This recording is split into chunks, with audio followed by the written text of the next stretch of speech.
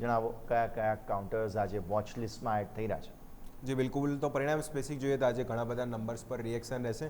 શરૂઆત નિફ્ટીની company Eicher motor ખાસ આજે ફોકસમાં રહેશે. નંબર સ્પેસિફિક જોઈએ તો બમ્પર્સ નંબર જોવા મળે. આવક 31.5% જમ્પ છે, 6632 કરોડ. પ્રોફિટ આફ્ટર ટેક્સ બીજો ડબલ ડિજિટ ગ્રોથ 21% આજુબાજુ. ત્યાં આપણને વધારે જોવા મળે છે 1462 કરોડ.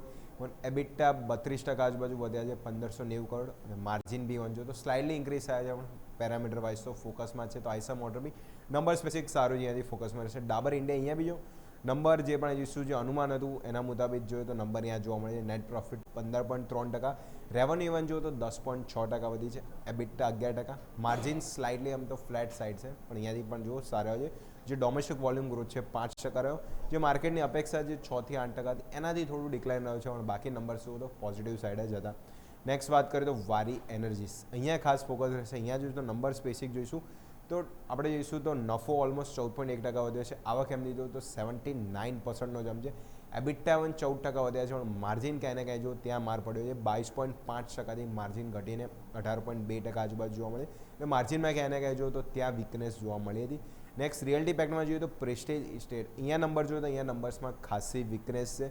નફામાં 19.5%નો ડેન્ટ છે.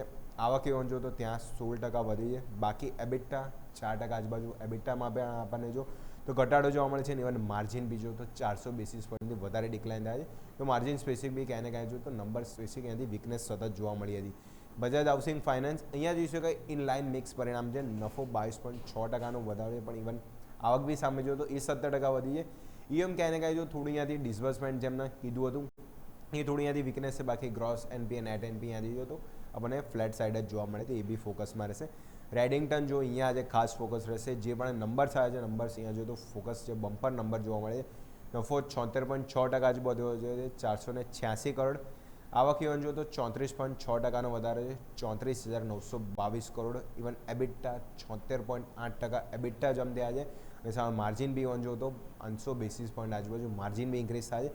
એ બધા જ પેરામીટર જો નંબર્સ ત્યાંથી ફોકસમાં છે. જે પણ જોઈશું જે આપણે એપલની જે ડિમાન્ડ વધી રહી છે પણ જો રેડિંગ્ટનના નંબર્સમાં બીજો સારું અહીંયાથી ઇમ્પ્રુવમેન્ટ જોવા મળ્યું હતું. નેક્સ્ટ જોઈશું તો પીપીએલ ફાર્મા. પીપીએલ ફાર્મા બીજો અહીંયા બી સારા નંબર છે. નંબર ઇવન જોઈશું તો ક્યુ કમ્પેર કરીએ તો નંબર્સ અહીંયાથી પોઝિટિવ સાઇડ જ છે. આવક એબિટા બંનેમાં ડબલ ડિજિટ ગ્રોથ છે. ઇવન એબિટા તો 83% આજુબાજુ ગ્રોથ બતાવે છે. અને માર્જિન બી જો તો 5.5%થી 8.6% આજુબાજુ. અહીંયા બી જો તો સારો બેસિસ પોઈન્ટનો સુધારો ઇવન માર્જિનમાં બી જોવા મળ્યો હતો. તો પિરામલ ફાર્મા અહીંયા બી જો ખાસ અહીંયાથી ફોકસમાં રહેશે. નેક્સ્ટ વાત કરીએ તો ફોર્સ મોટર. ફોર્સ મોટર કહી શકાય અહીંયા થોડા મિક્સ પરિણામ છે. આવક અને નફો વધ્યો છે. આવક નોર્મલ સ્લાઇડલી વધી છે 6%. નફો ઇવન જો તો ડબલ ડિજિટ ગ્રોથ છે, 23% આજુબાજુ નફો વધ્યો છે. એબિટામાં જોઈશું તો ફ્લેટ સાઇડ છે, 1.2% ઘટ્યા છે. ઇવન માર્જિન જો તો 14.4%થી ઘટીને 13.4% આજુબાજુ. એટલે અહીંયા જોઈશું તો બાકી બે પેરામીટરમાં જોઈશું તો થોડી વીકનેસ અહીંયાથી ફોર્સ મોટરમાં જોવા મળી હતી. નેક્સ્ટ લાસ્ટ વાત કરીએ તો એકમેસ સોલાર, ત્યાં આપણને જો તો નંબર સ્પેસિફિક જોઈશું તો અહીંયા સારા નંબર જોવા મળે છે. પ્રોફિટ 80%નો જમ્પ છે. ટોટલ ઇન્કમ 64% વધ્યા છે, 9,500 કરોડ. અને જો રેવન્યુ વાત કરીએ તો એ બી જોઈશું 68% અહીંયા વધી છે, 8,575 કરોડ. એટલે એકમેસ સોલાર હોલ્ડિંગ અહીંયા બી નંબર્સ સ્પેસિફિક છે. ટોપ એન્ડ બોટમ લાઇન બીજો તો મજબૂતી સાઈડ અહીંયા જોવા મળે છે. આ બી ખાસ અહીંયાથી ફોકસમાં રહે છે. લાસ્ટ અહીંયાથી જો ન્યૂઝ સ્પેસિફિક જોઈએ તો એસ્ટ્રલ આજે ખાસ ફોકસમાં રહે છે. જે બોર્ડ બિઝનેસને અહીંયા જે રિસ્ટ્રક્ચરનો પ્લાન હતો જે પહેલાં ચર્ચા કરી હતી, પ્લાન ક્યાંય ને ક્યાંય ફિલહાલ જે રદ કરી દીધો છે. ઇન્ડિપેન્ડન્ટ રિવ્યૂ અને જે સ્ટેક હોલ્ડરના ફીડબેક બાદ આ ફેસલો લેવામાં આવે છે. અને ફ્યુચરમાં બિઝનેસ જે રિસ્ટ્રક્ચર પ્લાન છે એના પર ફિલહાલ વિચાર પણ અત્યારે તો ફિલહાલ રદ કરી દીધો છે. તો એસ્ટ્રલ બી આ ન્યૂઝ સ્પેસિફિક આજે ફોકસમાં રહી શકે છે. તો ઘણી બધી કંપનીના રિઝલ્ટ છે. ખાસ કરીને ઓટો સ્ટોક તો આજે ફોકસમાં રહેશે. આઈસર મોટરના રિઝલ્ટ, ક્રૂડ સ્ટોરી ફરીથી હાઇલાઇટ થશે. કેશની કંપનીઓના બી રિઝલ્ટ છે અને ખાસ બીજો આઈટી સ્ટોકનું બી રિએક્શન આજે ખાસ ફોકસમાં રહેશે. યસ, તો આ છે તમામ સંકેતો ધ્યાન પર રાખીશું. આભાર અજય આપનો અમારા સાથે જોડાવા માટે અને આ ડિટેલ્સમાં